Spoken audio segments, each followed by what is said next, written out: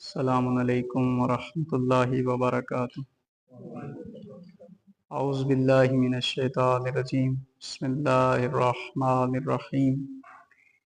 الحمد للہ والصلاۃ والسلام علی رسول اللہ وآلہ اہل اللہ ولعنۃ الدائمۃ علی اعدائہم واعداء اللہ من یوم عداوتہم الی یوم لقاء اللہ۔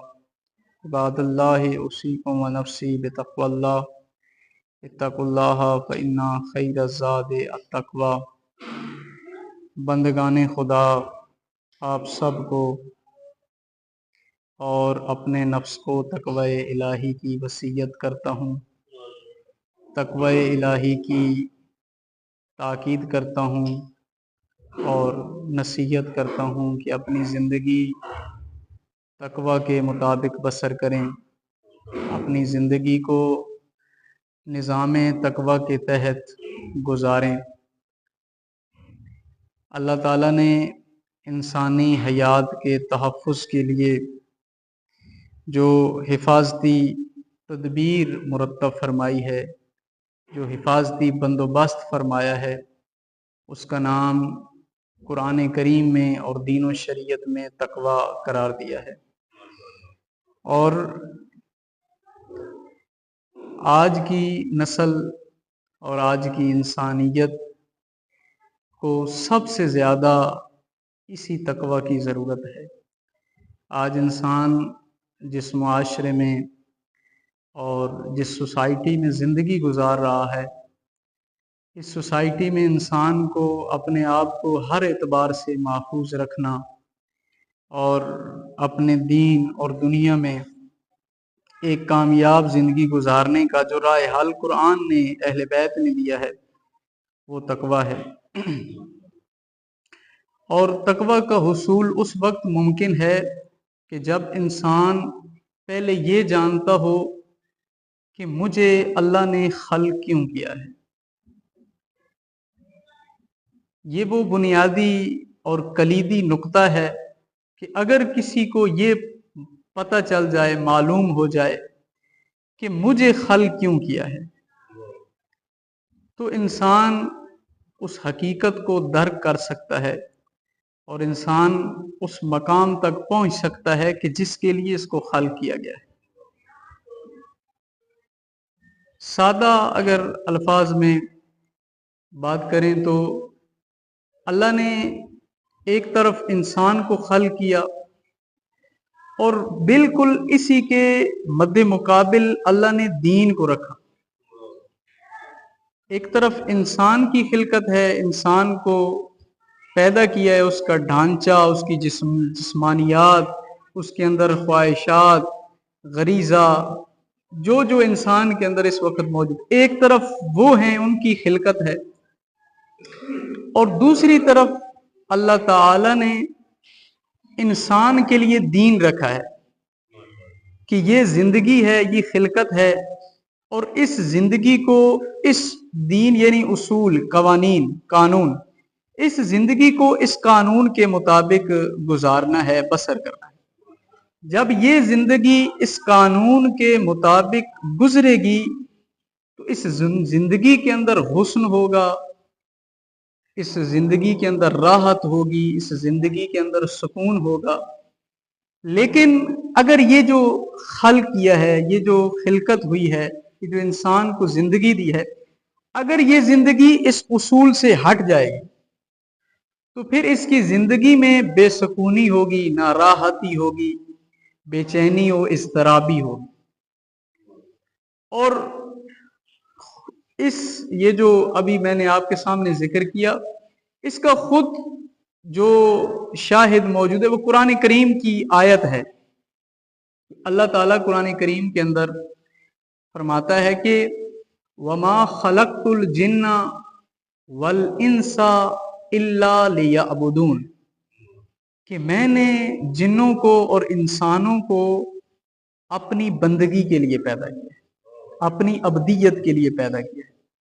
یعنی جو خلق کر رہا ہے، اس کے جو اس نے مقصد قرار دیا ہے، उसने एक ख़ास मकसद के लिए इसको डिज़ाइन किया है। जैसे अभी अमूमन हमारे जितनी भी ज़ेर इस्तेमाल चीज़ें हैं, हम एक ख़ास मकसद के लिए उनको बनाते हैं।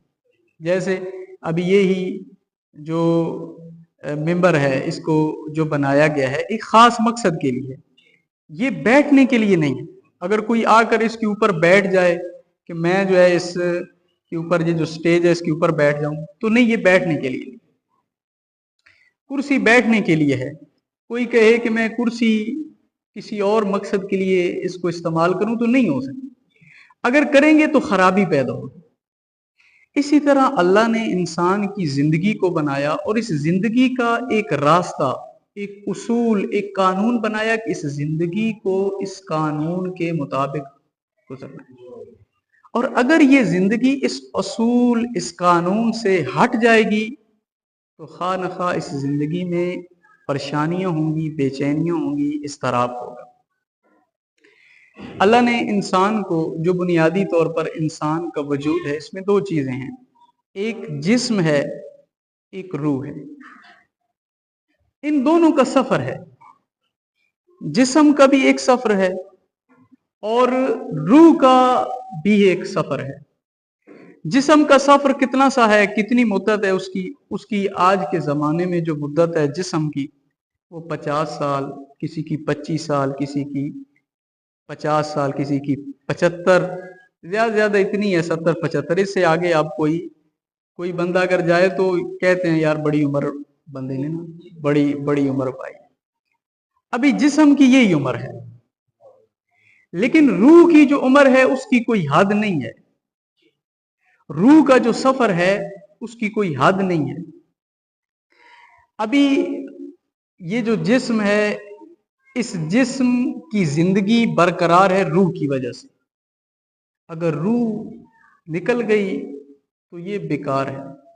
इसको फिर जाकर कब्रिस्तान में छोड़ आएंगे, फिर वहां पे ये आहिस्ता आहिस्ता मिट्टी का हिस्सा बन जाएगा, घुल जाएगा, बिल्कुल खत्म हो जाएगा।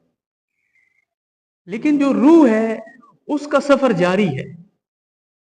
इंसान ने इस जिस्म के जरिए से रूह का जो भी सफर किया है, उसी सफर की बुनियाद पे इसका आगे भी सफर जारी है। अब ये इंसान की अपनी एक मर्जी है। इंसान को अल्लाह ने इरादा दिया, इख्तियार दिया है कि आप जैसी जिंदगी गुजारोगे वैसा ही आपका आगे हश्र व नशर होगा। अगर एक इंसान इसी जिस्म के साथ गुनाह करता है, खताकारी करता है, फसाद में मुब्तला है, हर किस्म का बुरा और गंदा काम करता है, तो उसकी रूह जो है उसका सफर हो रहा है, वो रुकी नहीं है। लेकिन कहाँ हो रहा है? ज़वाल की तरफ। यहां तक कि इसकी रूह बिल्कुल आलूदा, खत्म, और उसकी हालत जैसे कहते हैं मर जाती है। और अगर इंसान, जो अल्लाह ने कानून बनाया है, जो मंशूर दिया है कि जिसके लिए अल्लाह ने खल किया है, अगर इंसान उस उसूल पर चलते हुए जिंदगी गुजारते रहे, ये रूह कमाल की तरफ सफर कर रही है। और ये रूह, इसके लिए आला इल्लीयीन है, इसके लिए बहुत ज्यादा मकामात जिक्र किए गए हैं। अगर हम आज के ज़माने की ही एक मिसाल ले लें, हज़रत आयतुल्लाहुल उज़्मा सैयद अली ख़ामनाई क़ुद्दस सिरो, कि ये एक ऐसी अजीम हस्ती हैं कि इंसान जब इनके मुतल्लिक गौर व फिक्र करता है तो हैरान रह जाता है कि इंसानी शक्ल सूरत, इंसानी ढांचे के अंदर क्या इंसान इस मकाम तक पहुंच सकता है। अब हैरान होने की बात है कि वो इतने उनकी मुदीरियत है, पूरे मुल्क का निज़ाम है उनके पास, मुल्क से बाहर इतने मसाइल उन सब को देख रहे हैं, साथ ही दरस व तदरीस भी कर रहे हैं, साथ ही इबादत और रियाजत भी, सारे काम कर रहे हैं। तो यानी ये इंसान मुतवज्जे है किस चीज की तरफ? अपनी खिलकत की तरफ, कि मुझे अल्लाह ने खल क्यों किया है। और इसकी रूह हमेशा कमालात की तरफ सफर कर रही है। لیکن ابھی ہم اگر خود ہمارے جو ارد گرد کا معاشرہ ہے، میں آپ کی تو بات نہیں کر رہا، اگر ہم خود دیکھیں تو وہاں ایک عجیب صورتحال ہے۔ آپ دین دیکھیں کتنا ہماری آج زندگیوں میں ہم اپنے مقصد خلقت کو کتنا حاصل کر پا رہے ہیں، اور اللہ قرآن کریم کے اندر فرماتا ہے کہ ان العزت للہ ولرسولہ وللمؤمنین، کہ عزت جو اللہ نے رکھی ہے، وہ اللہ نے عزت جتنی بھی ہے، عزت جو ہے وہ اللہ کے لیے ہے، رسول کے لیے اور مومنین کے لیے ہے۔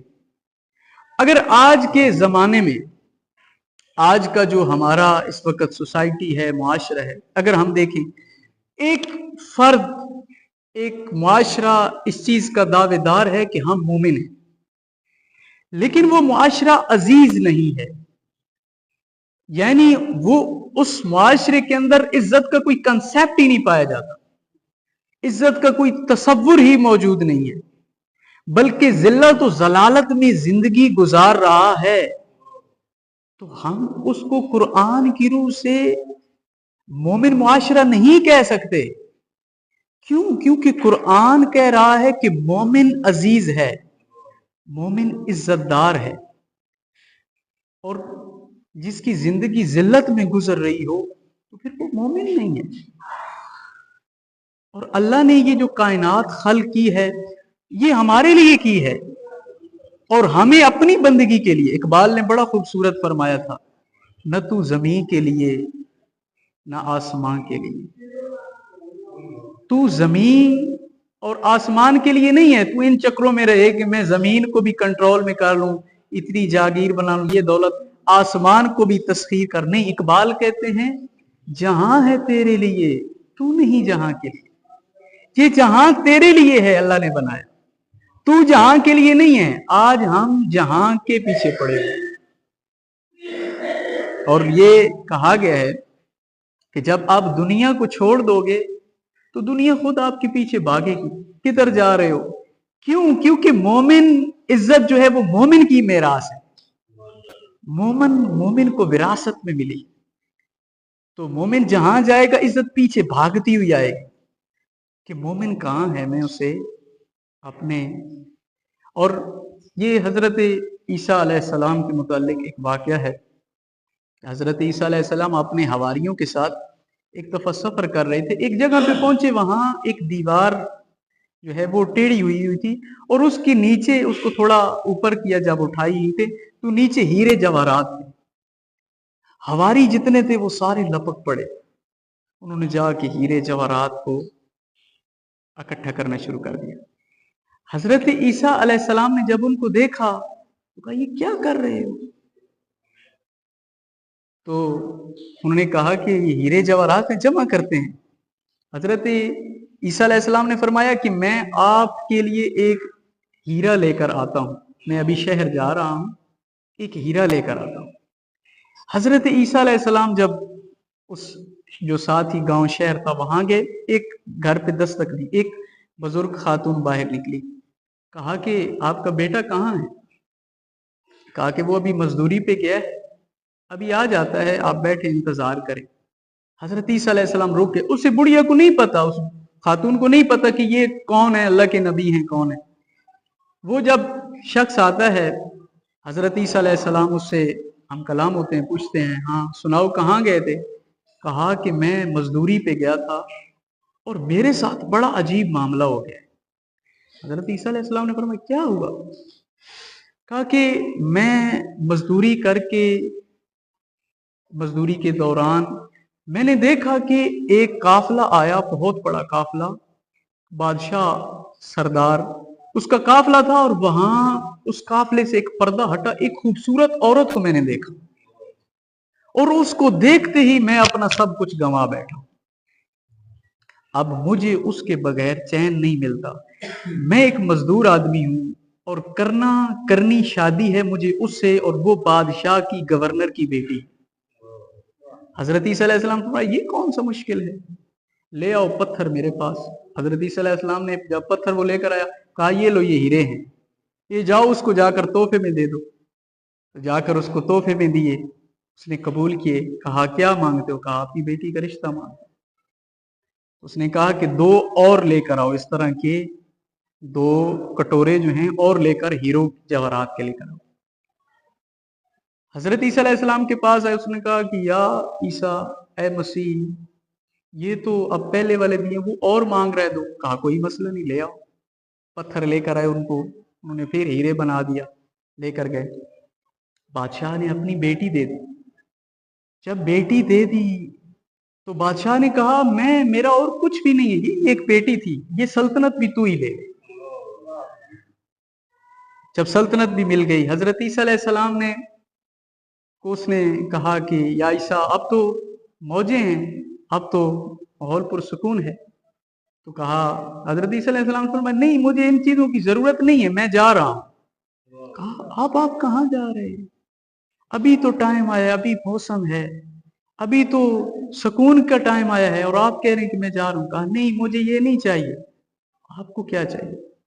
کہا میرا مطلوب کوئی اور ہے، میں کسی اور کی طرف جا رہا ہوں۔ کہا وہ کون ہے؟ کہا وہ خدا ہے، میں خدا کو ڈھونڈنے جا رہا ہوں، خدا کی طرف جا رہا ہوں۔ اس نے کہا یا عیسیٰ، جب آپ خدا کی طرف جا رہے ہو تو میں نے اس کو کیا کرنا؟ یہ سارا کچھ میں نے بخش دیا، چلے میں بھی آپ کے ساتھ۔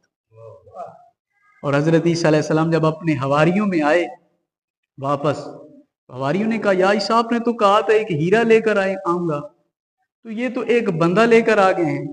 تو کہا یہ ہیرا ہے، اس شخص کے دل میں ذات خدا بستی ہے، اس کا دل پاک ہے، اس کے دل میں سوائے خدا کے اب کچھ بھی نہیں۔ کہا یہی ہیرا لے کر آیا۔ حقیقت میں یہ دل یہ بہت بڑا گوہر ہے۔ حضرت آیت اللہ قاضی طباطبائی فرماتے تھے کہ یہ دل یہ اللہ کا ہے، اس کو کسی کو کرائے پہ مت دینا، اس میں فقط اللہ ہو۔ اگر یہ دل خدا سے، اس کی یاد سے خالی ہے تو پھر یہ دل نہیں ہے، یہ دکان ہے۔ یہ دل نہیں ہے، یہ گائے ہے، یہ بھینس ہے، یہ بکری ہے، یہ جاگیر، یہ زمین ہے۔ یہ دل نہیں ہے۔ لیکن جس دل میں ذات خدا بس جائے، پھر اس دل کا خریدار بھی فقط اللہ ہے، اس دل کا اور کوئی خریدار نہیں ہے۔ اور یہی ہے جو انسان اس مقام پہ پہنچ گیا، جس کے دل میں فقط اللہ ہو، حقیقت میں وہ اپنی خلقت کے مقصد تک پہنچ چکا ہے۔ لیکن اگر دل میں خدا نہ ہو اور دل میں خدا کی یاد نہ ہو، جو دل خدا کی یاد سے خالی ہے وہ مردہ ہے، اس دل کی کوئی قیمت نہیں ہے، نہ اس دنیا میں اور نہ آخرت۔ خداوند عالم آپ سب کو اور مجھے اپنے دلوں کو یاد خدا سے آباد کرنے کی توفیق عطا فرمائے۔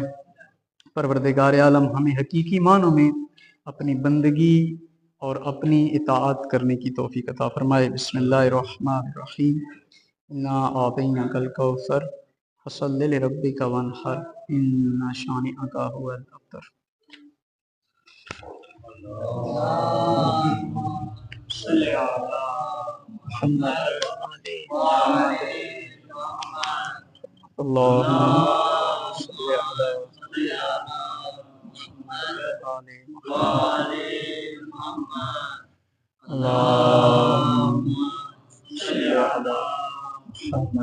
آل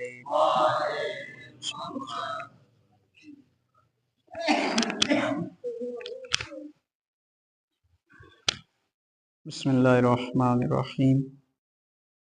الحمدللہ والصلاة والسلام علی رسول اللہ وآلہ اہل اللہ، سیما علی امیر المؤمنین علی بن ابی طالب علیہ الصلاة والسلام، وفاطمۃ الزہرا سیدات النساء العالمین، والحسن والحسین سیدہ شباب اہل الجنہ وصبطی الرحمہ، وعلی بن الحسین ومحمد بن علی وجعفر بن محمد व मूसा इब्न जाफ़र व अली इब्न मूसा व मुहम्मद इब्न अली व अली इब्न मुहम्मद वल हसन इब्न अली वल हुज्जत इब्न अल हसन अल क़ाइम अल मुंतज़र अल महदी हुज्जतुल्लाहि अला इबादिही व उमनाउहु फी बिलादिही व लानु अला आदाइहिम अजमईन मिनल आना इला क़ियाम यौमिद्दीन। इबादल्लाहि उसीकुम व नफ्सी बितक़वल्लाह इत्तक़ुल्लाह फ़इन्ना ख़ैरज़्ज़ादि अत्तक़वा। बंदगाने खुदा, आप सबको और अपने नफ्स को तक़वा इलाही की वसीयत करता हूँ, ताकीद करता हूँ कि अपनी ज़िंदगी तक़वा के मुताबिक बसर करें। तक़वा के उसूल में एक अहम और बुनियादी चीज़ आदाब ज़िंदगी है। बस 2-3 आदाब ज़िक्र करके उसके बाद इंशाअल्लाह नमाज पढ़ेंगे। लिबास के जो आदाब हैं पहनने के, उनके मुतल्लिक एक जो अदब है, पुशीदन लिबास से चर को तंग बराई नमाज गुजार मकरूह है। नमाज गुजार के लिए मैला लिबास पहनना और तंग लिबास पहनना ये मकरूह है। लिबास जब खुदा की बारगाह में आए, वो कोई आम बारगाह नहीं है, कोई आम हस्ती नहीं है, वो बादशाहों का बादशाह है। हम आम किसी बादशाह से जब मुलाकात के लिए जाते हैं तो अपने आप को तरह तरह के परफ्यूम, सेंट, कभी इधर से देखेंगे कॉलर तो ठीक है, कभी इधर देखेंगे बटन तो ठीक लगे हुए, कभी बालों को देखें, लेकिन जब खुदा की बारगाह में आए हैं तो बिल्कुल अजीबो गरीब हालत में। हमारा ईमान यहाँ पे अमली तौर पे जाहिर होता है कि हम अपने खुदा पे कितना ईमान रखते हैं। हम जब नमाज में आते हैं पता चल जाता है। एक आशिक और माशूक, जैसे वो वाक़या है लैला और मजनू का। मजनू आया दूर से लैला के घर और दरवाज़ा खटखटाया, कहा कौन? कहा मैं। कहा अभी तक मैं ही हो, अभी तक मैं ही हो। तो मजनू समझ गया, मजनू चला गया वापस। कुछ अरसे बाद फिर वापस आया, फिर दरवाजा खटखटाया, कहा कौन? कहा तुम। जब ये मैं तुम में तब्दील हो जाए, ये कि मैं मेरी कोई जात नहीं है, असल जात तो वो है जिसने मुझे वजूद बख्शा है। और मैं जब उसके सामने नमाज के लिए जाऊं तो मैं अपने आप को सजा के जाऊं कि तूने जितना मुझे खूबसूरत बनाया था, मैंने कोशिश की है कि उस खूबसूरती को जाहिर कर। ये ही कमाल है। जब खुदा के सामने जाएं तो अपने आप को सजा के, अपने आप को खुशबू लगा के, अपने आप को बनावट करके, जिस तरह किसी, ये अभी है दुनिया में है, जब कोई माशूक अपने आशिक के सामने जाए अपने आप को सजाता है। सबसे बड़ी माशूक खुदा है जिससे इश्क किया जा सकता है बंदे की। लिहाजा इंसान को अपने खुदा के लिए बनना चाहिए, संवरना चाहिए। अपने आप को ऐसे ना बना के लाए कि मालूम हो ये तो कहीं हालात से तंग आया हुआ यहां मस्जिद में आ गया।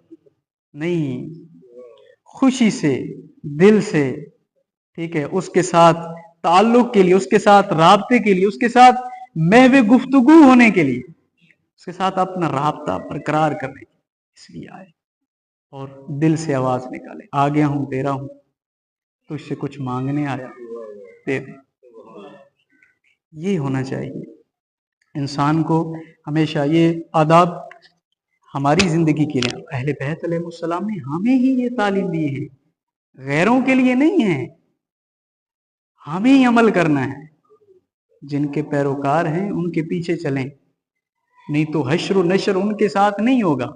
जिनकी इत्तिबा में दुनियावी जिंदगी गुजारेंगे جن کے کردار اور جن کے رویوں کو دیکھ کر آپ اس رویے کو اختیار کریں گے، حشر و نشر انہی کے ساتھ ہوگا۔ لہٰذا ہمیں ان آداب کو عملی کرنے کی ضرورت ہے۔ پروردگار عالم آپ سب کو اور مجھے عمل کی توفیق عطا فرمائے۔ بسم اللہ الرحمن الرحیم۔ قل هو اللہ احد اللہ الصمد لم یلد ولم یولد ولم یکن له کفوا احد۔